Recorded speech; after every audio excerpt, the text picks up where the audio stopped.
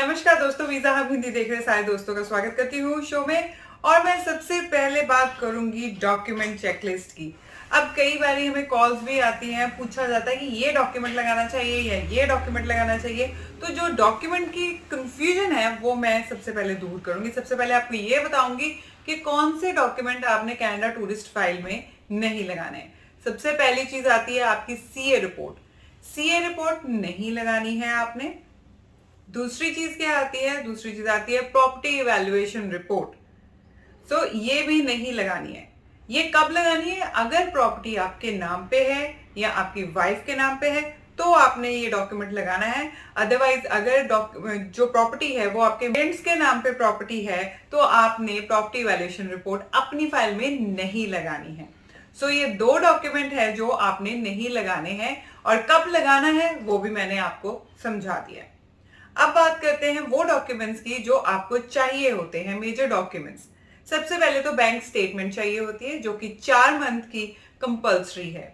उससे ज्यादा भी हो जाए तो कोई प्रॉब्लम वाली बात नहीं है। सो 4 महीने की बैंक स्टेटमेंट जरूरी है। बैंक स्टेटमेंट की बात कर रही हूं तो उसमें मैं आपको बता दूं कि आपने इकट्ठे फंड्स नहीं डलवाने हैं।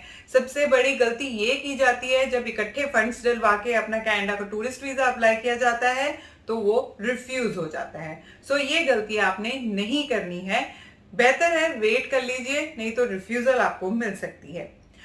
अगली चीज जो है, अगला डॉक्यूमेंट है वो आपकी आईटीआर इनकम टैक्स रिटर्न जो है।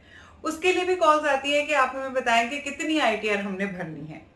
सो वो आपने देखना है कि आपका, अगर आप बिजनेस कर रहे हैं तो आपकी आईटीआर कितनी होनी चाहिए।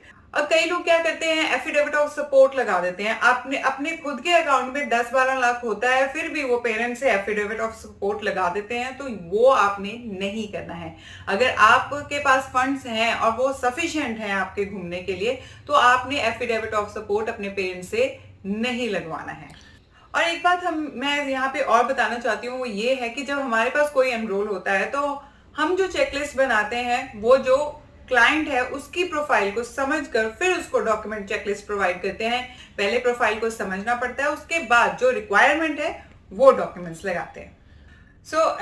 एक बात और मैं आपके साथ शेयर करना चाहती हूँ, वो ये है कि जो हमने इस बार केसेस लगाए थे उसमें हमने प्रॉपर्टी वैल्यूएशन या सीए रिपोर्ट्स नहीं लगाई हैं। कहने का मतलब ये है, डॉक्यूमेंट जो आपसे मांगे जाते हैं आईआरसीसी की तरफ से सिर्फ वो ही डॉक्यूमेंट्स लगाएं और एक्स्ट्रा डॉक्यूमेंट्स ना लगाएं। अब आप रिजल्ट जो है वो आपके सामने है, हमारे पास पीपीआर रिक्वेस्ट आ रही हैं। डॉक्यूमेंट्स क्या लगाने होते हैं वो सोच समझ के लगाइए। जल्दबाजी में ढेर सारे इकट्ठे करके डॉक्यूमेंट्स बड़ी फाइल बनाने के चक्कर में मत लगाइए। जो रिक्वायरमेंट है उसके अकॉर्डिंग चाहिए। क्लोजिंग। वीजा हब हिंदी को ऐसे प्यार करते रहे। शुक्रिया।